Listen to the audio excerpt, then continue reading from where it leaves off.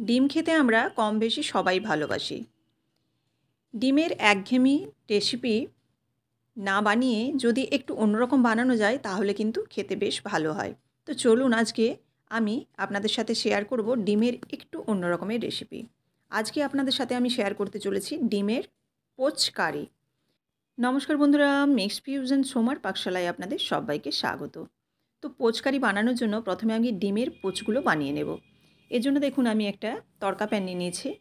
এই তড়কা প্যানের মধ্যে ডিমগুলোকে গোটা গোটা ফাটিয়ে দিয়ে দিলাম কুসুম সহ, কুসুমটা যেন গোটা থাকে। এবার উপর থেকে একটু লবণ 1 চিমটের মতো আর ধনেপাতা কুচি একটু ছড়িয়ে দিলাম। আর কিন্তু এখানে অন্য কিছু ব্যবহার করছি না। এবার উল্টে নিলাম। খুব একটা কিন্তু এখানে অনেকক্ষণ ধরে ভাজবো না, যাতে ডিমটা লাল হয়ে যায়। এরকম এপিঠ-ওপিঠ হালকা করে ভেজে নেব। আর ভেতরে কিন্তু ডিমের কুসুমটা কাঁচা থাকবে।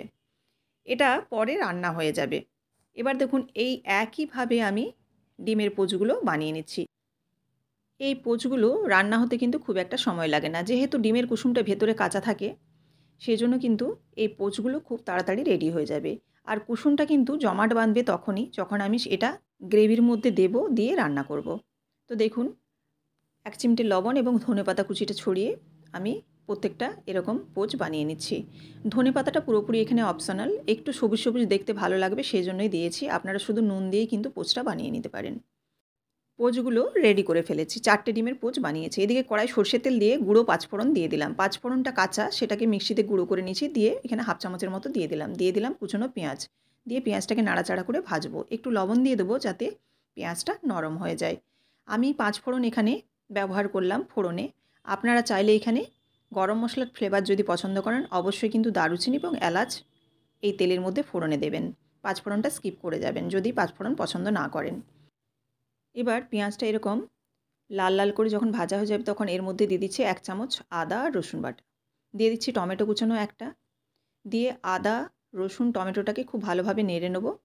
নেড়ে একটু হালকা নরম করে নেব। জাস্ট 1 থেকে 2 মিনিটের মতো নাড়ব। নাড়ার পর এর মধ্যে আমি কিছু গুঁড়ো মশলা অ্যাড করব। ঘরোয়া যে গুঁড়ো মশলা, সেই গুঁড়ো মশলাই অ্যাড করব। হলুদ গুঁড়ো দিয়ে দিচ্ছি কালারের জন্য। দিয়ে দিচ্ছি এখানে জিরে গুঁড়ো আর দেব ধনে গুঁড়ো। সবই ছোটো চামচের 1 চামচ করে। দিয়ে দিচ্ছি কাশ্মীরি লঙ্কার গুঁড়ো একটু কালারের জন্য। এবার দিয়ে দিলাম একটু জল, কারণ মশলাটা কষাতে হবে, নইলে কিন্তু মশলাটা কড়াই ধরে যাবে, অর্থাৎ পুড়ে যেতে পারে। সেজন্য জল দিয়ে মশলাটাকে কষাতে হবে। কম কম করে জল দিয়ে মশলাটাকে দেখুন আমি বেশ কিছুক্ষণ ধরে কষিয়ে নিয়েছি। আর এরকম যখন তেল ছেড়ে আসবে তখন বুঝে নিতে হবে মশলাটা কষানো হয়ে গেছে। মশলাটা অবশ্যই কিন্তু খুব ভালোভাবে কষাবেন, যাতে সমস্ত আদা এবং রসুন, তাছাড়াও যে গুঁড়ো মশলাগুলো, তার কাঁচা গন্ধটা চলে যায়।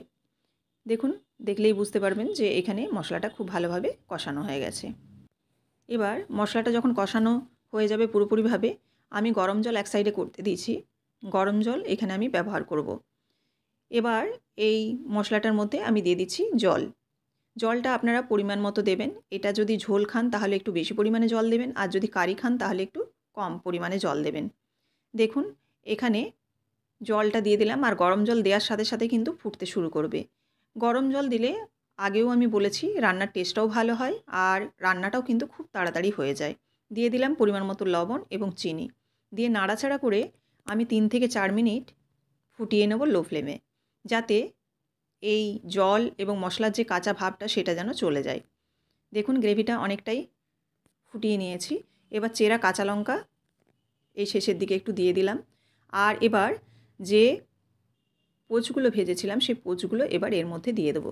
পোচগুলো দেওয়ার পর কিন্তু নাড়া চলবে না। যেহেতু ডিমের কুসুমটা কাঁচা আছে, সেহেতু কিন্তু সঙ্গে সঙ্গে নাড়া চলবে না।